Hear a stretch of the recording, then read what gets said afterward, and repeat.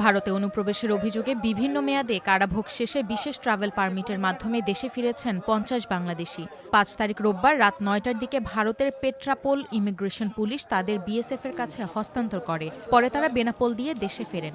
এ সময় দুদেশের পুলিশ, সীমান্তরক্ষী বাহিনী ও মানবাধিকার সংস্থার কর্মকর্তারা উপস্থিত ছিলেন।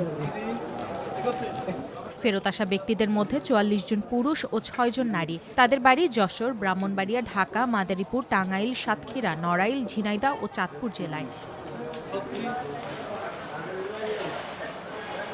ফেরত আসা ফিরোজ মাহমুদ জানান, ভালো কাজের প্রলোভনে পড়ে দালালের মাধ্যমে সীমান্তের অবৈধ পথ দিয়ে তিনি ভারতের তামিলনাড়ু গিয়েছিলেন। সেখানে বাসাবাড়ি, গার্মেন্টস কারখানা ও ইটভাটায় কাজ করতেন।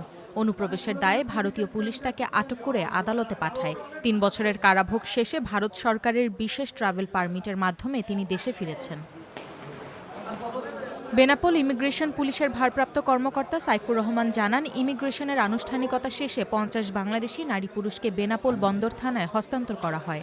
সাধারণ ডায়েরির মাধ্যমে ২টি মানবাধিকার সংস্থার জিম্মায় তাদের হস্তান্তর করা হয়। ফিরে আসা ব্যক্তিদের মধ্যে ৪ জন নারী ও ৪৬ জন পুরুষ।